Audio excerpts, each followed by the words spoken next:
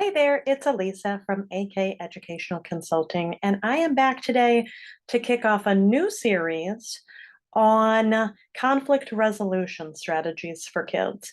So, this weekend was a very long weekend at my house.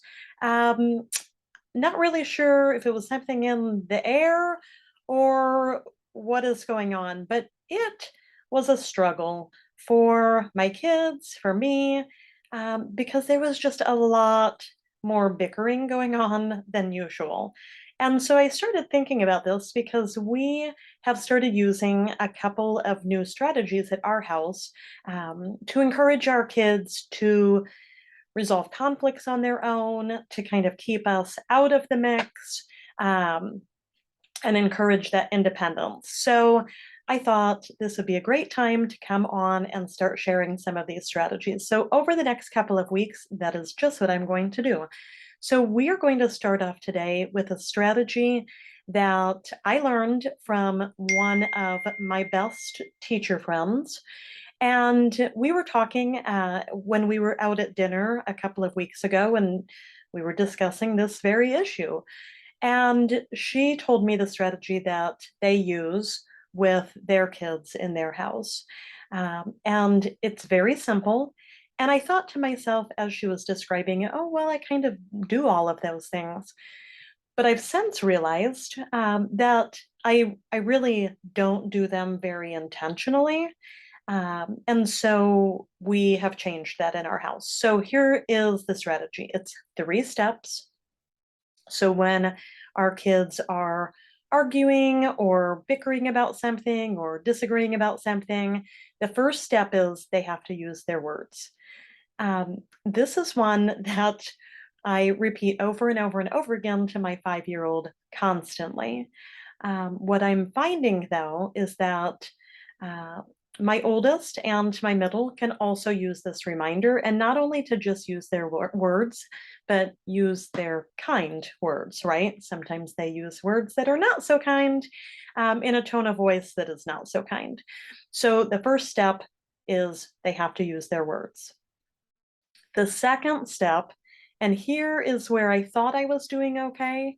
And maybe I was, but maybe my kids are just struggling with this particular step. The second step is to walk away. Walk away.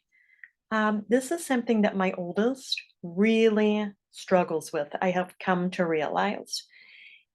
He really just likes to engage, especially when it's with the youngest.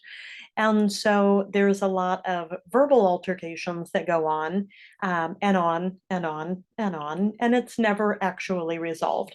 So we have really been encouraging him to just walk away.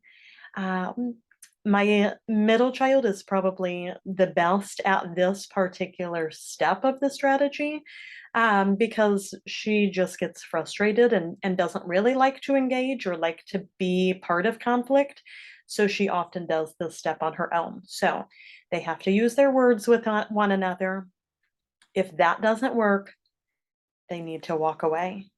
We've gotten kind of stuck at this point, but step three, if we can get back to that um, and get kind of past that step two, is if the problem continues. So, for instance, if my 5-year-old continues to walk after my oldest and call him names, that's kind of been his MO lately, is lots of ridiculous name calling.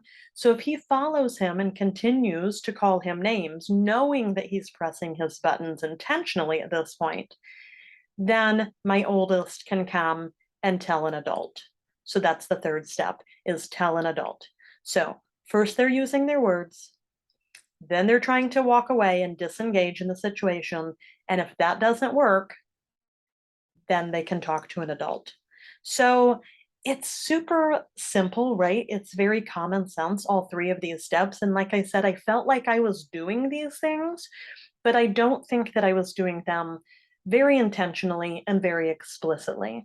So we have since sat down with our kids. We have explained this. This is what we mean by using your words. This is what we mean by walking away. And this is what we mean or what it looks like to tell an adult, right? It doesn't mean you come flying into the bedroom, screaming at the top of your lungs, about all of the things that the other person has done to you. So we're staying calm, we're using a specific tone of voice and a specific type of words. Our actions look a certain way. So I hope that you will give this strategy a try with either your own kids or in your classroom. I'd love to hear how it goes. Like I said, it's going pretty well here in my house, but we seem to be getting stuck at the walk away and forgetting to do that step.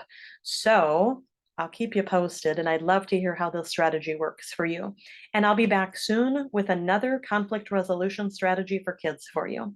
See you next time.